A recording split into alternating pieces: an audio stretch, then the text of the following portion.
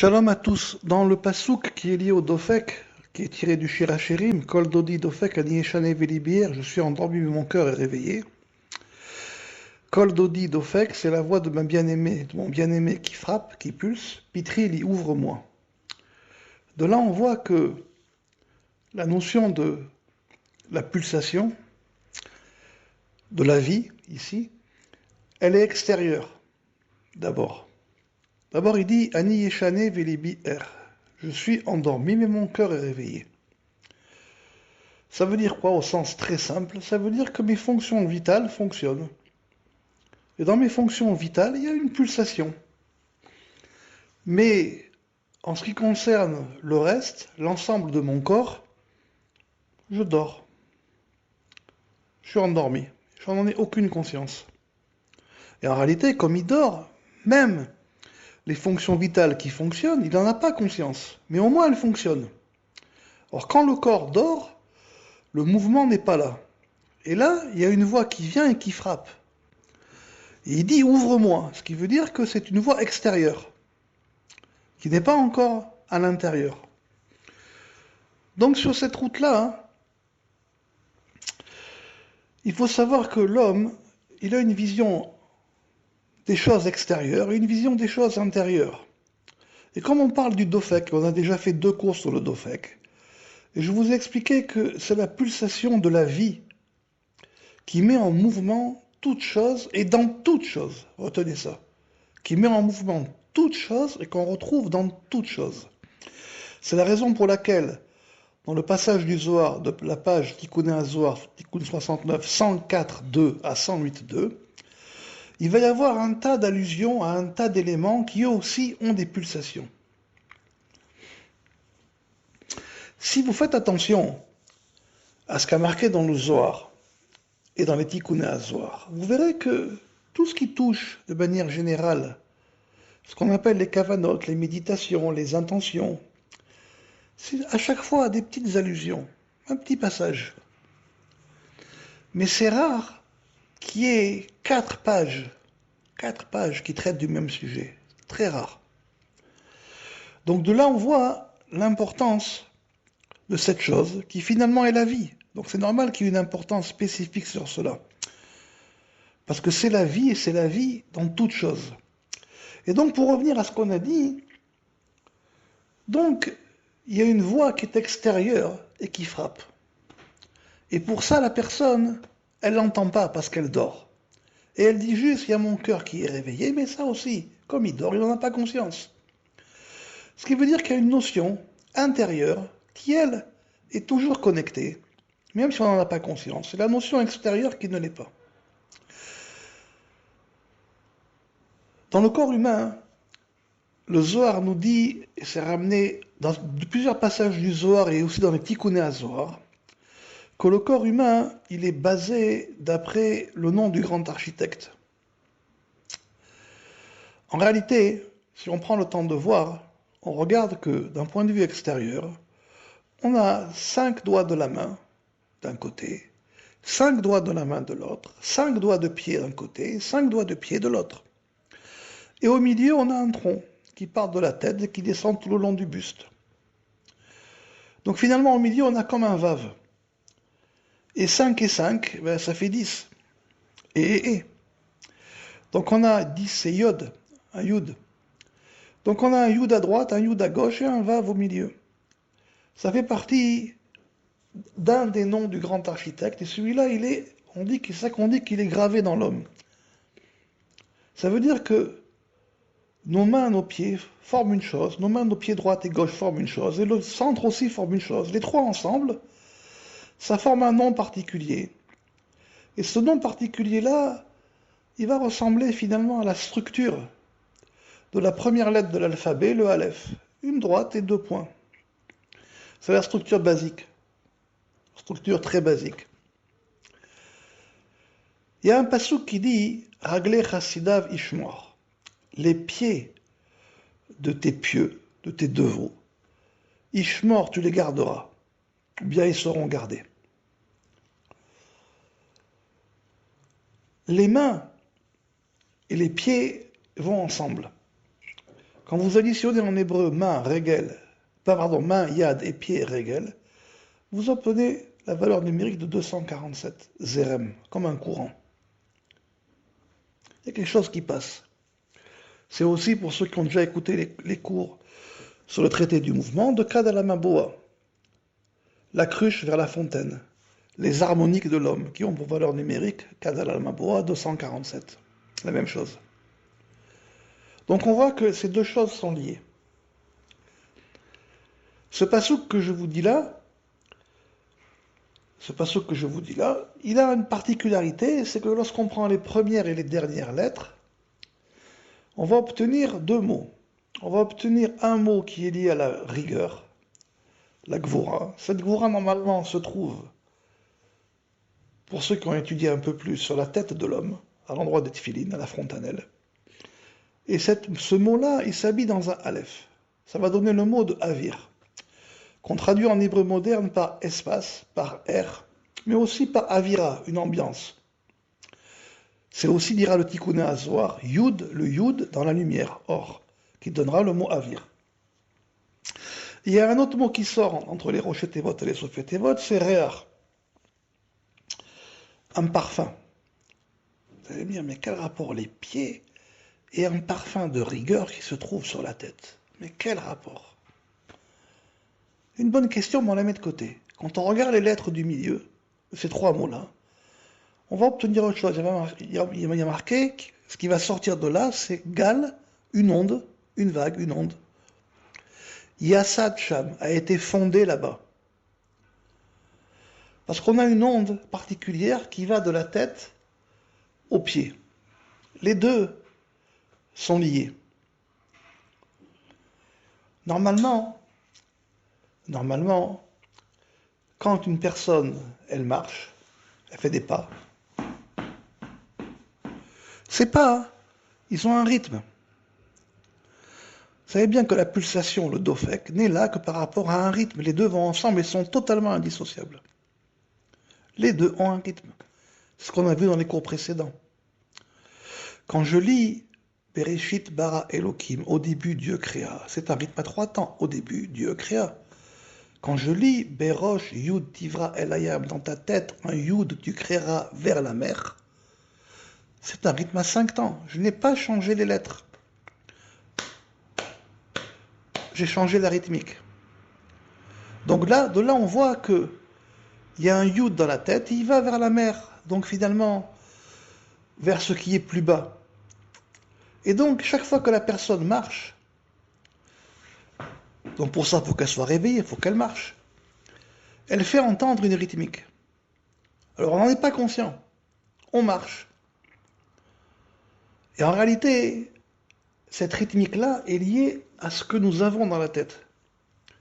Si vous changez le sujet, l'argument que vous avez dans la tête, eh bien la rythmique des pieds sera différente. La rythmique des pieds sera différente. Alors bien sûr, on ne va pas aller faire une théorie en disant que la rythmique des pieds correspond à telle et telle voyelle. Ça n'a pas de sens, mais les deux fonctionnent. Les deux fonctionnent. Essayez, vous verrez. Pensez à une chose, et après mettez-vous à marcher en pensant à cette chose. Vous allez voir que vos pieds font une rythmique. Faites une interruption. Pensez complètement à autre chose. Déconnectez-vous complètement.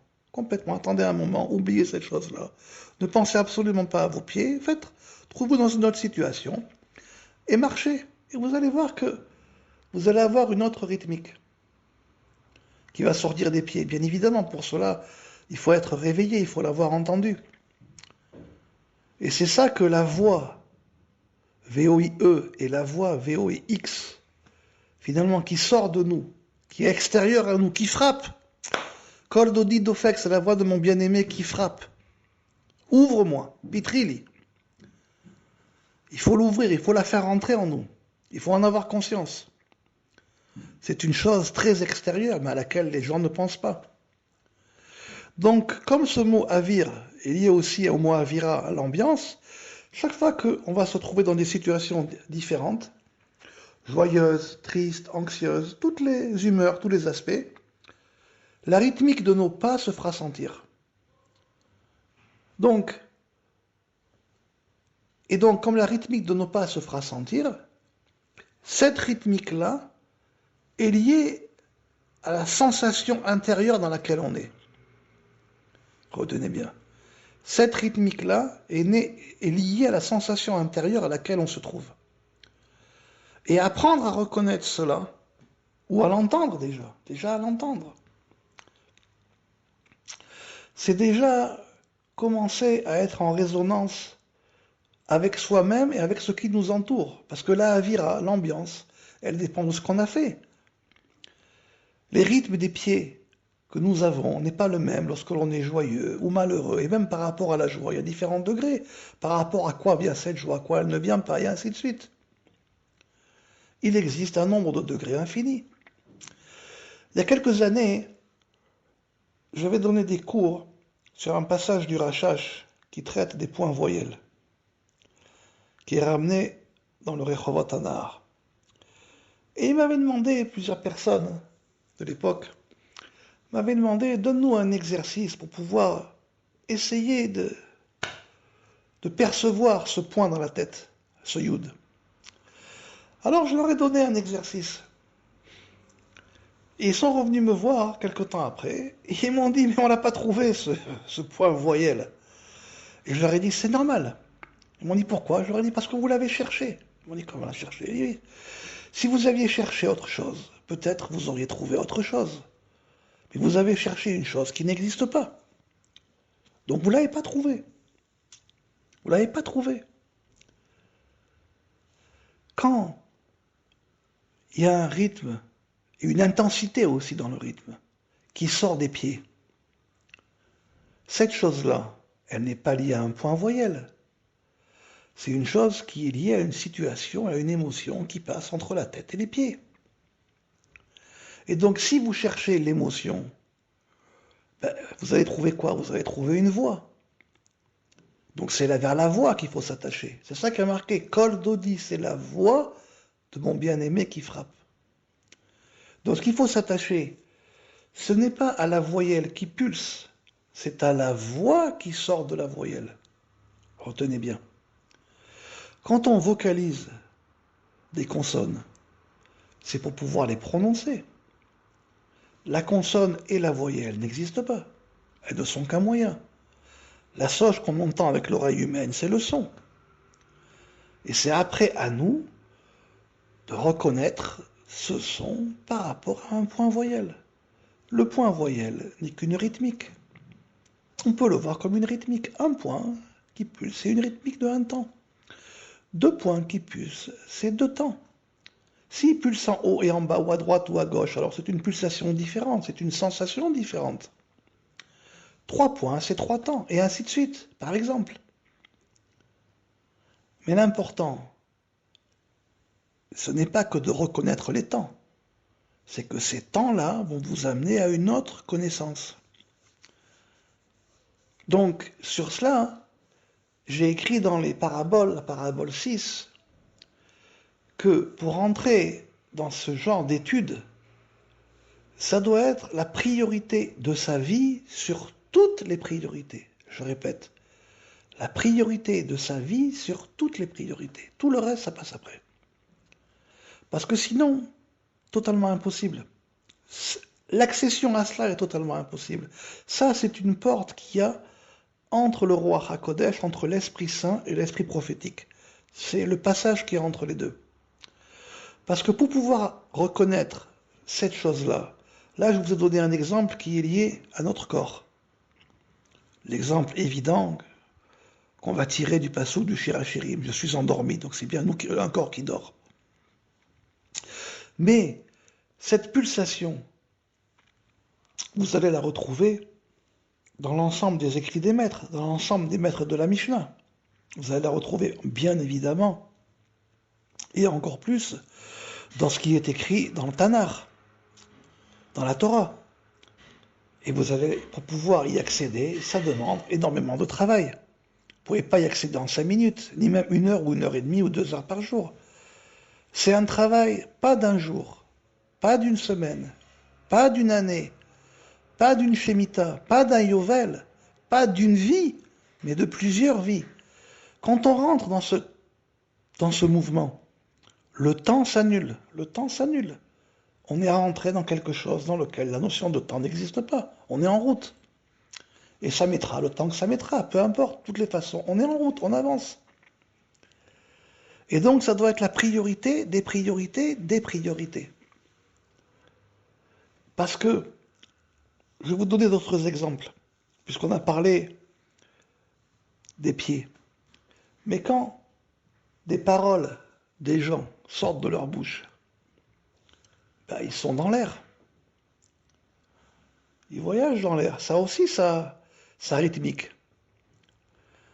Quand le vent, j'ai écrit dans les paraboles, frappe sur les éléments, il frappe sur un arbre, il frappe sur la terre, il frappe sur une montagne. Les feuilles font entendre sa voix. Ah, on ne le voit pas comme ça, mais les feuilles font entendre sa voix. Et ainsi de suite. Donc, ça ressemble à quoi ce que je vous dis? Ça ressemble finalement à un couteau. Un couteau qui sort de la forge, qui n'est pas aiguisé. C'est du métal brut. Il faut le rendre chad vechalak, tranchant et lisse. Ça demande beaucoup de travail pour pouvoir le percevoir. Mais pourtant, tout est là. Tout est prévu dans ce monde. C'est simplement qu'on ne s'y est pas préparé. Et ça, c'est le travail. C'est un travail, en réalité, c'est même pas un travail qui demande plusieurs vies, parce que même si on se pose cette question, quelque part, on est en dehors de la route. C'est un travail, c'est tout, il suffit d'y rentrer. La notion de quand j'y arriverai n'est même pas à poser. Il suffit simplement d'y rentrer. Vous savez, quand le saumon, ou les poissons, il n'y a pas que le saumon, il y a aussi la loche, il y a d'autres types de poissons qui remontent les rivières pour retourner à sa source. Il ne se pose pas la question de quand j'arriverai. Il ne se pose pas la question de est-ce que je vais retourner jusqu'à ma source. Il ne se pose pas la question est-ce que c'est compliqué, est-ce que c'est pas compliqué. Il ne se pose pas la question de savoir que la majorité des poissons n'y retourneront pas. Il ne se pose pas cette question. Il y va. Quand les oiseaux font leur migration, entre parenthèses, le livre que j'ai écrit sur les points voyelles, il s'appelle aussi Shir Adidida, le chant de la migration, donc il y a une raison pour cela. Quand les oiseaux font leur migration, mais beaucoup meurent en route, et ce sont les enfants qui continuent la migration. Mais ça ne leur cause pas un problème. Ils ne disent pas finalement parce que je ne ferai pas la migration en entier, alors je ne la fais pas. Non, ils sont dans la migration. C'est ce que je dis. Ça doit être la priorité des priorités, et ce travail, il s'étend sur un certain temps, qui peut prendre, c'est possible, plusieurs vies. Mais en réalité, il ne s'arrête jamais ce travail. Parce que dès l'instant qu'on va rentrer, si on a le mérite de pouvoir rentrer dans un mouvement, ce mouvement ne s'arrête pas. Donc ce travail ne s'arrête jamais. Simplement, il y a des étapes dans lesquelles il progresse. Je terminerai avec une dernière parabole et je vais vous laisser réfléchir. Imaginez un vent qui ne souffle quasiment pas, qui reste toujours au même endroit. De l'eau qui ne bouge quasiment pas, qui reste toujours au même endroit, qui ne frappe pas les rochers, qui ne vient pas avec des tempêtes, qui ne vient pas frapper les côtes, qui ne vient pas frapper le sable. Donc finalement, des éléments qui ne se font pas entendre, ou quasiment pas, au minimum. Idem pour un feu, pas un feu qui brûle énormément, une toute petite flamme et qui ne bouge pas. Pas un feu qui de temps en temps peut provoquer un incendie de forêt. Un truc qui ne bouge pas. Ça ne nous apprendrait quasiment rien sur les éléments. Quasiment rien. L'homme, il est fait de ces éléments. Et ces éléments, c'est aussi sa vie. Donc c'est la même discussion. S'il ne vous arrive rien, vous ne ferez rien entendre. Les gens qui viennent et qui pleurent, ah, rabbin, faites-moi des prières et des bénédictions pour que tout se passe bien, pour que rien ne m'arrive. Très bien.